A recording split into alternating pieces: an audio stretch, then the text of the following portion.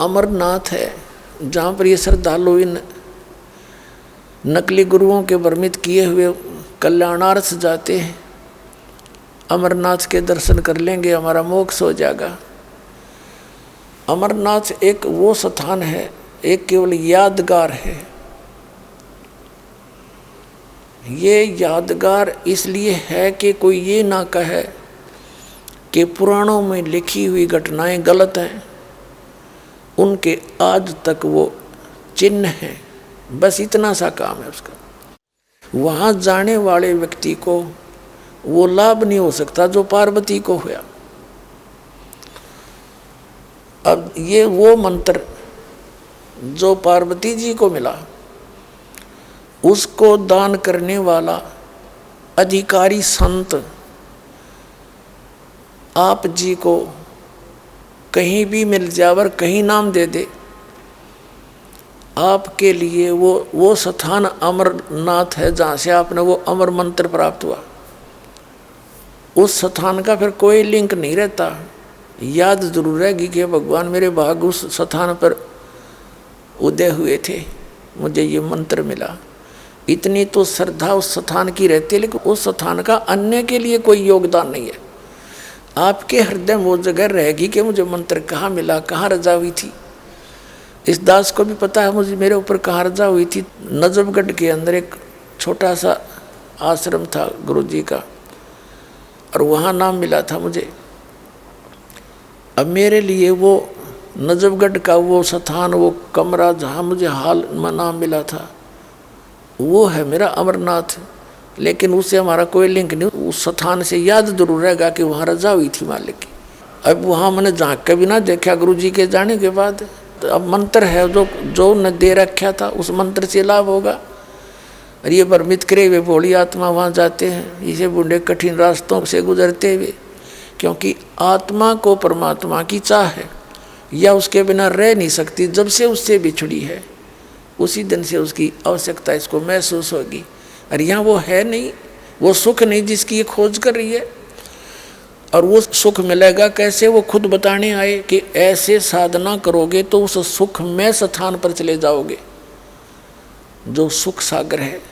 यहाँ कोई सुख नहीं इस 21 ब्रह्मांड में। आपने चाहे आप राष्ट्रपति बन जाओ पूरी पृथ्वी के, और चाहे आप स्वर्ग के राजा बन जाओ, इंद्र की पदवी पा लो, चाहे ब्रह्मा विष्णु महेश की पदवी पा लो, सबसे सर्वोच्च पोस्ट है या, तो भी जीव सुखी नहीं। ब्रह्मा विष्णु महेश की इतिहास देख लो पुराणों में, ये कितने सुखी हैं।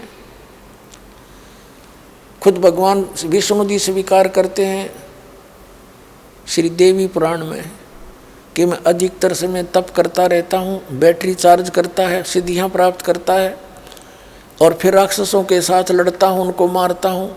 मेरा ये परम कर्तव्य है। थोड़ा बहुत समय मिला, फुर्सत मिली तो लक्ष्मी के साथ थोड़ा बहुत समय सुख का व्यतीत करता हूँ ना। अधिक समय मेरा ये डले ढोण में जाता है, तो क्या सुख इनको।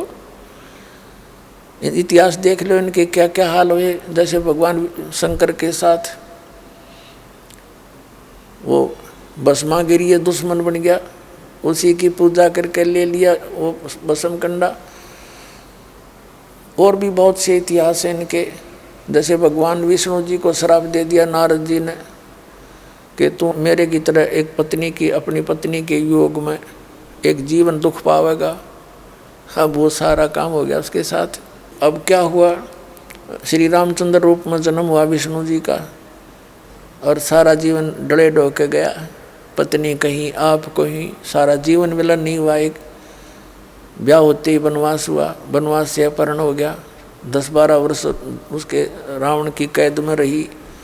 फिर वहाँ से लाए छुटवा के तो आप पे निकाल दी कि तो जंगल में टाइम पास किया। उस बेचारी गर्भवती वैसे थी, तो क्या सुख है इनको।